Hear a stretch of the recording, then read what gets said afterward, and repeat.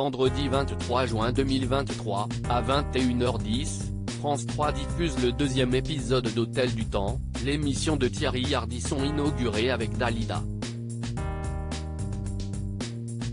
Cette fois-ci, l'animateur-producteur retrouve Coluche. L'occasion, pour Télé Loisirs, d'interroger en tête-à-tête l'homme en noir qui nous parle des vedettes actuelles et de la télé d'aujourd'hui. Cela fait 40 ans, maintenant, que Thierry Ardisson apporte ses qualités d'inventeur de concepts et d'animateur-intervieweur à la télévision. Au même titre que le spirituel Philippe Bouvard, qui l'a inspiré, ou que Patrick Sébastien, son quasi-contemporain, l'homme en noir, comme il se fait appeler, est l'un des plus grands créateurs de la télévision. À l'occasion de la diffusion, vendredi 23 juin prochain, à 21h10 sur France 3, de l'Hôtel du Temps consacré à Coluche, Télé Loisirs a pu rencontrer Thierry Ardisson,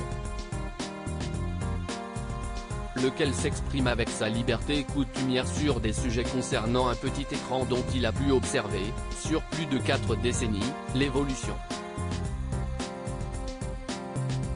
Thierry Ardisson, l'homme au concept télé dès son arrivée à la télévision, au milieu des années 1980 sur TF1, Thierry Ardisson n'a cessé d'apporter de nouveaux formats. Ceux-ci se sont succédés à un rythme effréné, l'animateur-producteur n'aimant pas voir un concept s'installer trop longtemps, au risque de perdre de son intérêt. Ainsi a-t-il imposé Scoop à la une. Bain de minuit. Lunettes noires pour nuit blanche. Double jeu. Paris dernière. Rive droite rive gauche.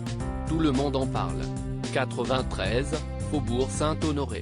Salut les terriens, avec un succès égal, alliant un sens du casting parable faisant se côtoyer stars internationales, célébrités sulfureuses, romanciers et politiciens.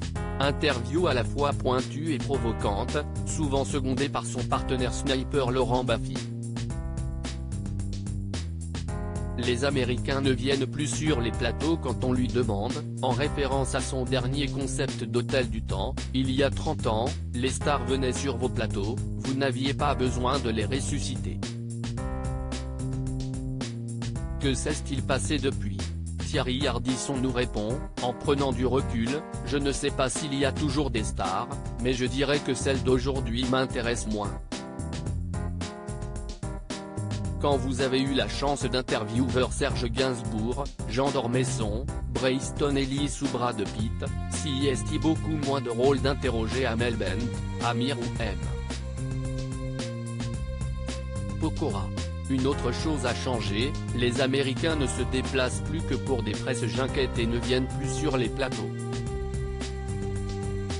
À voir, comme je les ai eus, Matt Damon, Robert De Niro, Angelina Jolie ou Jane Fonda, ça donnait du cachet. Ce n'est plus possible. Imaginez que pour interviewer Pamela Anderson, ma femme, la journaliste Audrey Crespo-Mara, note de la rédaction, a dû se rendre à Los Angeles.